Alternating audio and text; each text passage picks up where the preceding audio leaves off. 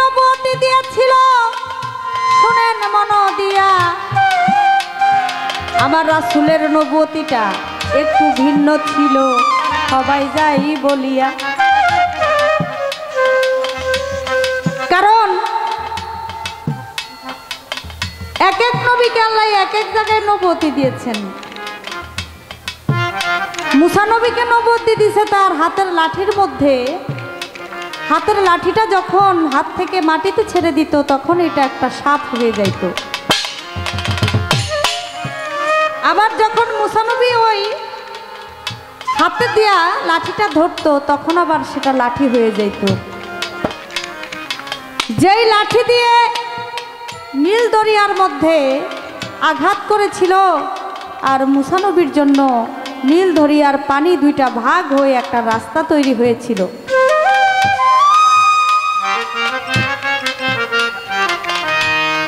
ইউসুফ নবীকে নবুয়তি দিয়েছিল তার চেহারার মধ্যে, যেই চেহারা স্বপ্ন যোগে জুলেখা বিবি দেখে পাগল হয়ে যায়। সুলেমান পয়গম্বরকে নবুয়তি দিয়েছিল তার হাতের আংটির মধ্যে, সে আংটি দিয়ে যা খুশি তা করতে পারত। এক এক নবীকে আল্লাহ এক এক জায়গায় নবুয়তি দিয়েছেন। আমার নবী করিম হযরত মুহাম্মদ সাল্লাল্লাহু আলাইহি সাল্লামে নবুয়তি দিয়েছিলেন তার পৃষ্ঠ মুবারকে। সুবহানাল্লাহ।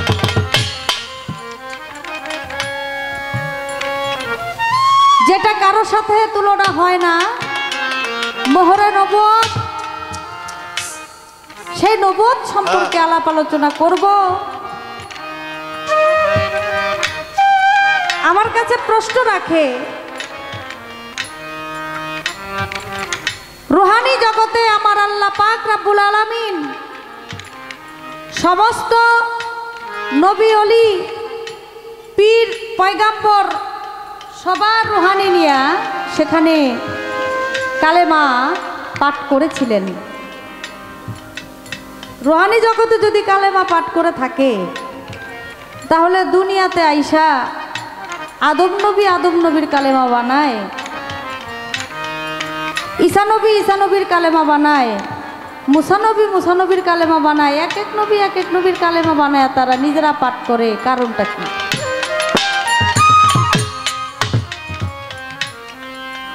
সাফায়াতের কান্ডারি আমার রাসূল হবেন সবাই জানেন ভাই।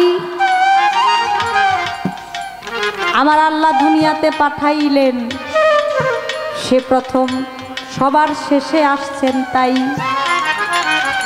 আমার নবী কিন্তু সর্বশ্রেষ্ঠ সর্বপ্রথম নবী, কিন্তু তারে পাঠাইছে একেবারে শেষে, যার পরে আর কোনো নবী আসে নাই।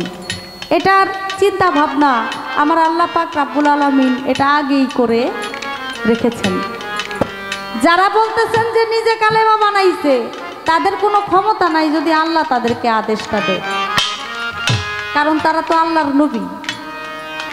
আল্লাহ যদি তাদেরকে না বলেন তাহলে তারা বানাইতেন না। তাদের কিন্তু আদম নবীর কিন্তু উম্মত ছিল, মুসা নবীর কিন্তু উম্মত ছিল, নূহ নবীর কিন্তু উম্মত ছিল।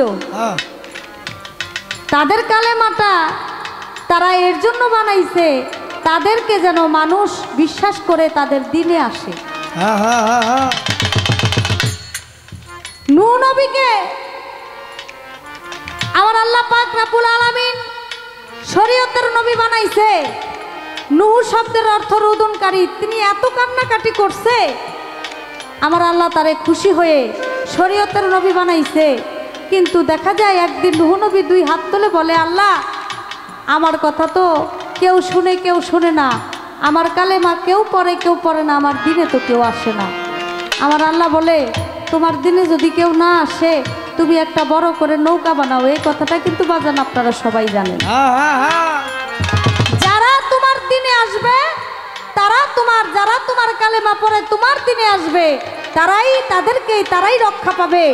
আর যারা তোমার নৌকাতে উঠবে না, তোমাকে মানবে না, তাদেরকে আমি আল্লাহ ধ্বংস করে দিব।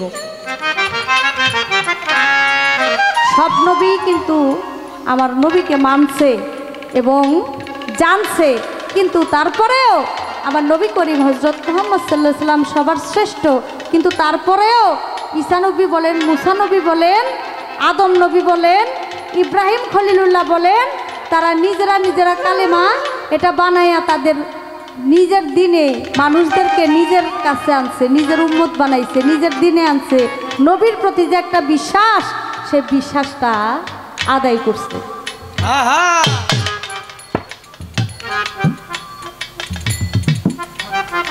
এই বিশ্বাসটা আদায় করার জন্যই তারা নিজেরা নিজের কালেমা পাঠ করে পড়াইতে হইছে। কারণ তখন আমার নবী করিম হযরত মুহাম্মদ সাল্লাল্লাহু আলাইহি সাল্লামের যে কালেমাটা, সে কালেমাটা তারা জানতো। তাদের এক একটা কিতাবের মধ্যে সেভাবে বলেছে যে আমরা নবী না হইয়া যদি শেষ নবীর উম্মত হইতে পারতাম, তাহলে আমাদের জীবনটা ধন্য হইত। এটা কিন্তু সব নবী বলছে, কিন্তু তারপরেও তাদেরও তো উম্মত ছিল, তাদের উম্মতের জন্য তাদের নিজের কালেমা বানাইতে হয়েছে। আদম নবী নিজের কালেমা থাকতেও একজন যখন স্মরণদ্বীপ আর একজন জেদ্দায় বসে কান্নাকাটি করে, 350 বছর কান্নাকাটি করার পর যখন দুইজনে একত্রিত হয়েছে, তখন কিন্তু আরশ মহল্লার মধ্যে লা ইলাহা ইল্লাল্লাহু মুহাম্মাদুর রাসূলুল্লাহ সাল্লাল্লাহু আলাইহি ওয়াসাল্লাম এই কালেমা দেখে কিন্তু আমার আল্লাহর কাছে বলছিল, আল্লাহ ওই নামের উসিলায় তুমি আমাদেরকে ক্ষমা করে দাও। আমার আল্লাহ বলছিল, হে আদম, যখন তোমাদেরকে জান্নাত থেকে বিতাড়িত করে দুনিয়ার মধ্যে পাঠাইলাম, নিক্ষেপ করলাম, তখনও আরশ মহল্লায় আমার এই কালেমা, আমার এই নাম লেখা ছিল। তুমি যদি তখনও ক্ষমা চাইতা, সাথে সাথে আমি আল্লাহ তোমাকে ক্ষমা করব। সুবহানাল্লাহ, সুবহানাল্লাহ। সব নবী মানছে, জানে আমার নবীর ঘটনা, কিন্তু তারাও কিন্তু নবী ছিল।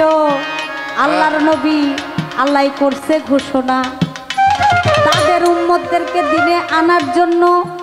কারণ তখন আমার নবী দুনিয়াতে আসে নাই, এর জন্য তাদের উম্মতদেরকে নিজের দিকে আনার জন্য, তাদের উম্মত করার জন্য, এর জন্য একটা কালেমার প্রয়োজন হয়। তারা নিজেরাই নিজেদের কালেমা ওই পাঠ করাইয়া তাদের উম্মত তখন বানাইছে, মুসলমান বানাইছে।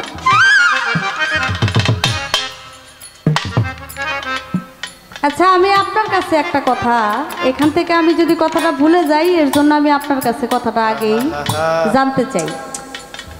মেরাজে গেলেন আমার নবী করিম হযরত মুহাম্মদ সাল্লাল্লাহু আলাইহি সাল্লাম, সেখানে আমার আল্লাহর সাথে দেখা সাক্ষাৎ হইছে, আমার আল্লাহর কাছে তিনি বায়াত হইছে। যখন আমার এক পদা বাকি থাকতে আমার আল্লাহ বলে যে আমি মুরিদানের সাথে দেখা করি না, তখন আমার নবী বলছিল যে আমি এখন কার কাছে মুরিদ হব, কোথায় যাব? তখন আল্লাহ বলছিল যে তোমার সামনে, তোমার ডান হাতটা সামনের দিকে বাড়ায়া দাও। সামনের দিকে যখন বাড়ায়া দিছে, দেখে একটু পরে চোখ খুলে দেখে তার এক হাতের সাথে আরেক হাত লেগে আছে। তো সেখানে নবী মুরিদ হইছে। আচ্ছা, আপনি যেই পেজটা আমার মধ্যে ধরছেন, যে কালেমা আমার নবী করিম হযরত মুহাম্মদ সাল্লাল্লাহু আলাইহি সাল্লামের কালেমা সব নবীরা রুহানি জগতে পড়ছে, সব নবীরা রুহানি জগতে পড়ছে। দুনিয়ায় আইসা নিজেদের কালেমা তারা জাহির করলো কেন? নবীর কালেমা তারা জাহির করে নাই, কারণটা ছিল কি? এই প্রশ্ন রাখছেন আমার কাছে। তাহলে নবী করিম হযরত মুহাম্মদ সাল্লাল্লাহু আলাইহি সাল্লাম তিনি তো আমার আল্লাহর কাছে মুরিদ হইছে। যদি দু নবী মুরিদ হয়ে থাকে, তাহলে এই যে নবীগুলো, ঈসা নবী বলেন, মুসা নবী বলেন, দাউদ নবী বলেন, ইব্রাহিম খলিল নবী বলেন, আদম নবী বলেন, তারা কি মুরিদ হয়েছিল কিনা? কঠিন প্রশ্ন। কারণ আল্লাহ যদি বলে থাকে আমি বেমুরিদানের সাথে দেখা, আসতে আমি বেমুরিদানের সাথে দেখা করি না, নাকি? যদি আল্লাহ এই কথা বলে থাকে যে আমি বেমুরিদানের সাথে দেখা করি না, তাহলে এই যে তারা যে আল্লাহর নবী, তারা কি আল্লাহরে দেখে নাই? অবশ্যই দেখছে। আর যদি দেখতে হয় তাহলে মুরিদ হইতে হইছে। তাহলে তারা কি আল্লাহর কাছে মুরিদ হয়েছিল কিনা? যদি মুরিদ হয়ে থাকে, এটা দলিলটা কোথায় আছে আপনি বলে দিবেন যে তারাও আদম নবী আল্লাহর কাছে মুরিদ হইছে, নুহু নবী আল্লাহর কাছে মুরিদ হইছে, মুসা নবী আল্লাহর কাছে মুরিদ হইছে। এমন 24,000 1,24,000 পয়গাম্বর, মতান্তরে 2,24,000 পয়গাম্বর, 313 জন নবী মুরিদ হইছে আল্লাহর কাছে। এটা আপনি একটু দেখাইবেন। ওরে ডালে ডালে দুলছে তারা, ডালে ডালে দুলছে তারা, ডালে ডালে দুলছে তারা, প্রেম চাহে তোমার কাছে, বাগানে বাগানে রে বুলবুলি এসেছে, বাগানে বাগানে রে বুলবুলি এসেছে। আমার আল্লাহ বলে,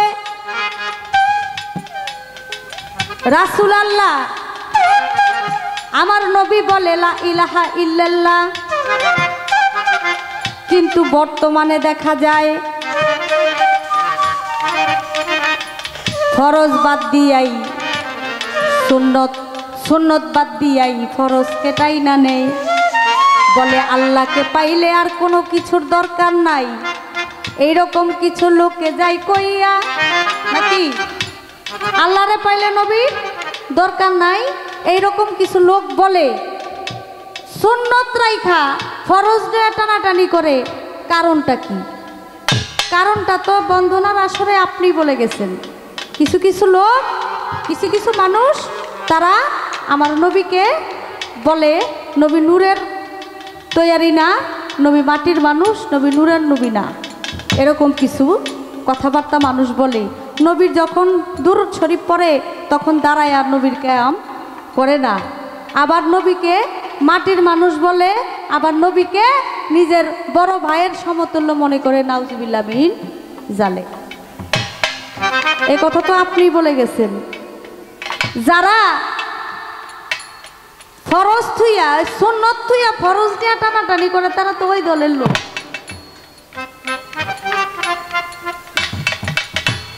যারা সুন্নত থুইয়া ফরজ, ফরজ নিয়ে যারা টানাটানি করে, সুন্নতের দরকার নাই, আমাদের রাসূলের দরকার না, আমরা আল্লাহ পাইলেই চলে, তারা তো ওই দলের লোক। ওই দলের লোকদেরকে আমি আর কি কমু, কারণ এখানে অনেক ইউটিউব চ্যানেল আছে, বেশি কথা বলাও যাবে না। কারণ কথা বললে যে কি হয় এটা তো আমাদের কিছু কিছু শিল্পীর বেলা আপনারা দেখছেন, দেখছেন না? কারণ ইউটিউবে তো সব কথা সম্পূর্ণভাবে ছাড়ে না, একটার কথা 10 দিন পরে গিয়া ছাড়ে, আরেকটার কথা 10 দিন আগে ছাড়ে। এই আগে পরে ছাড়তে গিয়া মানুষের মনের মধ্যে একটা বিভ্রান্তির সৃষ্টি হয়ে গেলে তখন শিল্পীর দোষ হয়। বলে শিল্পী এই কথাটা এইভাবে বলছে, আসলে পুরা কথাটা যদি ছাইয়া দেয় তাহলে কিন্তু একটা শিল্পীর দোষ হয় না। আমাকে যেই কথার থেকে, যেই জায়গার থেকে উনি আমারে প্যাচ দিছে, এই কথা সম্পূর্ণ যদি আমি খুলে বলি, কালকা সকালে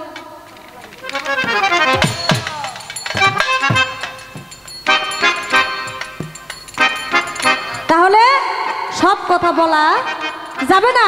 আপনারা ইশারাতে বুঝেন, আপনারা ইশারাতেই জানেন তারা কোন দলের লোক।